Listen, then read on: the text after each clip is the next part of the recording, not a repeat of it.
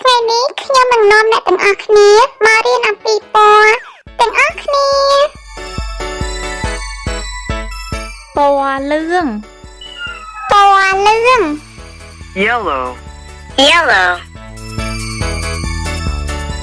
ការឈូគ្រាប់នេះមានពណ៌លឿងស្រស់ស្អាតខ្លាំងណាស់ពណ៌ខៀវ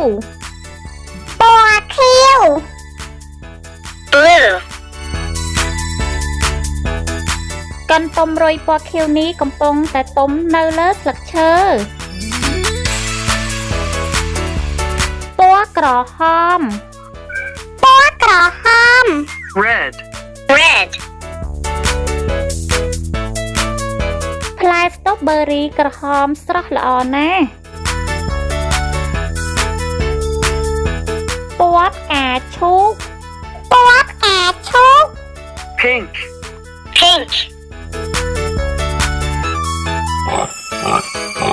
ជ្រូកនេះមានពណ៌ផ្កាឈូកពណ៌ប្រផេះ Gray.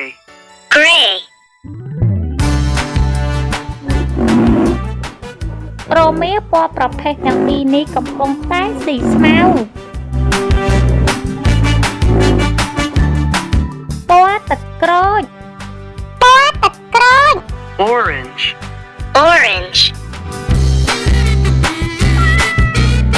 កូនឆ្មាពណ៌ទឹកក្រូចនេះស្រស់ស្អាតខ្លាំងណាស់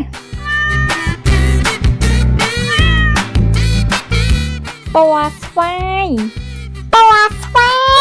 Purple.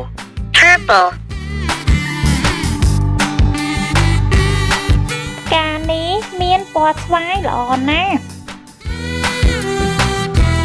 ពណ៌ផ្ទៃមេឃ Light blue.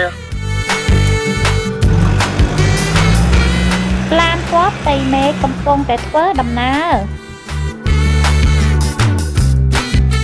ពណ៌ខ្មៅ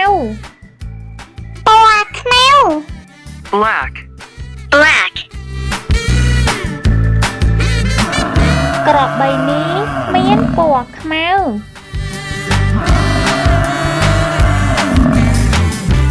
ពណ៌បៃតង Green.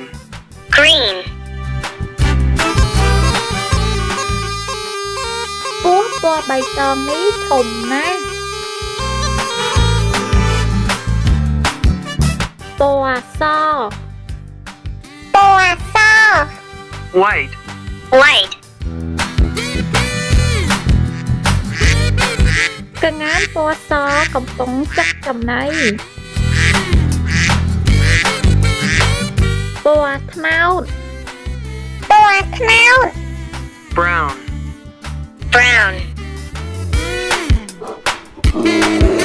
ខ្លាឃ្មុំនេះមានរោមពណ៌ត្នោត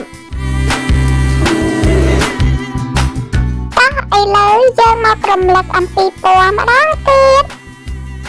ពណ៌លឿងពណ៌ខៀវពណ៌ក្រហមពណ៌ផ្កាឈូកពណ៌ប្រផេះពណ៌ទឹកក្រូចពណ៌ស្វាយពណ៌ផ្ទៃមេឃពណ៌ខ្មៅពណ៌បៃតង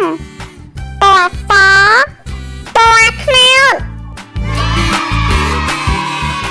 ដើម្បីទទួលបានវីដេអូថ្មីៗជាបន្តទៀត